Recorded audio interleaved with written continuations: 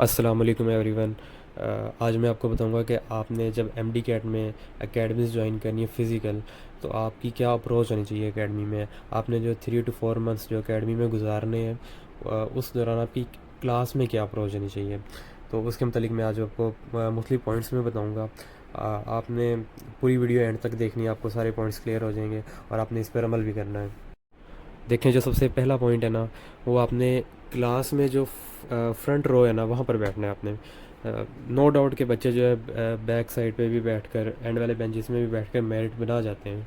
ठीक है, ये बच्चे के ख़ुद के ऊपर डिपेंड करता है वो कितना डिटर्मिंड है। लेकिन जो बैक साइड है वहाँ पर डिस्ट्रैक्शन ज़्यादा होती है। टीचर की नज़रों से बंदा दूर होता है तो उसका दिल भी कर रहा होता है कि वो थोड़ा रेस्ट कर ले। ठीक है, डिस्ट्रैक्ट भी होता है बहुत। लेकिन जब फ्रंट साइड पे बैठेगा ना, तो वहाँ पे डिस्ट्रैक्शन कम होगी क्योंकि उसे पता है कि टीचर उसे देख रहा है हर टाइम। तो वो बिल्कुल अटेंटिवली बैठा हुआ। तो आप फ्रंट रो पे बैठे कोशिश करें इस चीज़ की।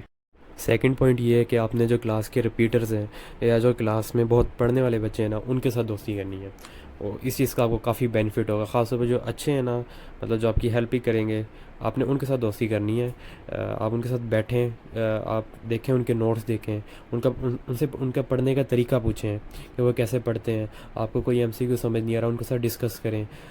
कोई टॉपिक नहीं समझ आ रहे, उनके साथ डिस्कस करें। अगर कोई रिपीटर है तो उससे पूछें कि आपका पिछले साल मेरिट क्यों नहीं बना था, आपने क्या मिस्टेक्स की थी, आपका कौन सा सब्जेक्ट वीक था। तो आप उनसे ज़्यादा से ज़्यादा इन्फॉर्मेशन हासिल करने की कोशिश करें और रिपीटर्स और पढ़ने वाले बच्चों के साथ दोस्ती लाजमी करें क्लास में। थर्ड पॉइंट ये है कि आपने चीटिंग बिल्कुल नहीं करनी। जो आपके टेस्ट होंगे, एमसीक्यूज़ मिलेंगे, बिल्कुल भी चीटिंग नहीं करनी। जब आप एमडी कैट में एंटर होंगे ना, तो आपने अपने आप के साथ वादा करना है कि आपने इस 3 to 4 मंथ्स की जो जर्नी है, इसमें बिल्कुल भी चीटिंग नहीं करनी, अपने आप के साथ लॉयल रहना है। मैंने देखा अपनी अकेडमी के क्लास में बच्चे चीटिंग कर रहे होते थे, एक दूसरे से एमसीक्यूज़ पूछ रहे होते थे, और ये कहते थे कि हम तो बस उस चीज़ को डिस्कस कर रहे हैं या हम कंफर्म कर रहे हैं। आपने कंफर्म भी नहीं करना। ठीक है, क्योंकि इस तरह ये होता है कि जब आपका कोई भी एमसीक्यू मुश्किल आता है, आप दूसरे के साथ डिस्कस करके कंफर्म करके एमसीक्यू ठीक तो मार्क कर लेते हैं। लेकिन जब एमडी कैट में वही एमसीक्यू मुश्किल आ रहा होता है ना, तब उस एमसीक्यू के साथ डील करना आपको नहीं आता। जब आप एमडी कैट में होंगे, टेस्ट के दौरान मुश्किल एमसीक्यूज़ भी आएंगे, तो आपने उन एमसीक्यू को खुद डील करना है, अपने दिमाग के साथ उसको सॉल्व करना है और उसका आंसर लगाना है। इस तरह आपकी प्रैक्टिस हो जाएगी। और जब एमडी कैट में आप जाएंगे और वहाँ पर जब मुश्किल एमसीक्यू आएंगे जो कि आने होते हैं, ठीक है, तो उनके साथ आपको डील करना आएगा। और एक तरफ वो बच्चा है जिसने सारा साल चीटिंग की है और एमसीक्यूज़ जो है एक दूसरे कंफर्म करके किए हैं, तो जब एमडी कैट में आप पेयर होगा ना, जब वहाँ पर मुश्किल एमसीक्यूज़ आएंगे, तो वो वहाँ पर बिल्कुल भी सॉल्व नहीं कर पाएगा उन एमसीक्यूज़ को, और इसके बजाय वो जो आसान एमसीक्यूज़ हैं वो भी गलत करके आ जाएगा। ये मेन फ़र्क है।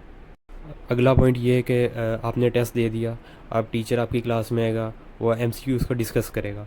अब आपको पता है कि आपके कौन कौन से एमसीक्यूज़ आपको मुश्किल लगे थे, आपने उनको मार्क कर लेना है, और कौन कौन से आपके गलत हैं आपको जो पता होगा। ठीक है, टीचर जब एमसीक्यूज़ डिस्कस करेगा ना, जब वो उन एमसीक्यूज़ पर पहुंचेगा जो आपके गलत हैं या आपको जो मुश्किल लगे हैं, ठीक है, जो गलत हैं और जो मुश्किल लगे हैं आपको, उन एमसीक्यूज़ पे टीचर को रोकना है। जब तक आपको समझ नहीं लगेगी ना एमसीक्यूज़ की, आपने टीचर को आगे नहीं जाने देना, बार बार पूछना है। चाहे जो भी हो जाए, ये नहीं सोचना है कि बाकी लोग क्या कहेंगे। आपने अपना जो कंसेप्ट है ना, उसे क्लियर करना है, वहाँ पर क्लियर करके जाना है आपने। अच्छा, नेक्स्ट पॉइंट ये है कि आपने एक रजिस्टर लेना है जिसमें आपने मुख्तलिफ सेक्शंस बनाने हैं, फ़िज़िक्स, बायो, केमिस्ट्री और लॉजिकल रीजनिंग के। तो आपने जब टेस्ट देंगे, आप टीचर डिस्कशन कराएंगे, तो जो जो एमसीक्यूज़ आपके गलत हो रहे हैं, आपने पूरी स्टेटमेंट के साथ, चारों ऑप्शंस के साथ राइट आंसर मार्क करना है और नीचे एक्सप्लेनेशन लाजमी लिखनी है। ठीक है, और इस तरह जो 3 to 4 मंथ्स की आपकी जर्नी है, उसमें जितने भी एमसीक्यूज़ गलत होंगे ना, वो आपके उस रजिस्टर पर लाजमी होने चाहिए, हर सूरत होने चाहिए। और जब एमडी कैट की रात को जब आप वो रजिस्टर खोलेंगे और अपने पूरे 3 to 4 मंथ्स में जो आपके एमसीक्यूज़ गलत हुए हैं उन सबको रिवाइज़ करेंगे और विद एक्सप्लेनेशन देखेंगे, और आप देखेंगे कि ये एमसीक्यूज़ मेरे क्यों गलत हुए थे, नीचे एक्सप्लेनेशन भी उसकी देखेंगे। और कोशिश करेंगे कि एमसीक्यूज़ अगर एमडी गेट वाले दिन आए तो ये एमसीक्यूज़ दोबारा गलत ना हो।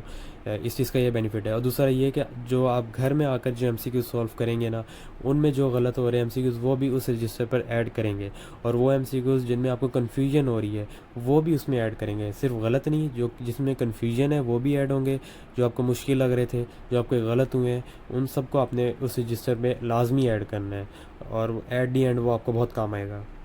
नेक्स्ट पॉइंट ये है कि क्लास में ना इंटरेक्टिव सेशन बहुत होता है स्टूडेंट्स और टीचर्स का। टीचर्स क्वेश्चनिंग बहुत पूछते हैं, एक मतलब टॉपिक पढ़ाएंगे, एमसीक्यूज 2-3 पूछेंगे, आपने उसमें लाजमी पार्टिसिपेट करना, हर सूरत पार्टिसिपेट करना, कोशिश करना है कि आप बाकियों से जल्दी जल्दी आंसर बताएं। ठीक है, चाहे गलती क्यों ना बताएं लेकिन बताएं ज़रूर। इससे आपके अंदर एक कॉन्फिडेंस पैदा होगा।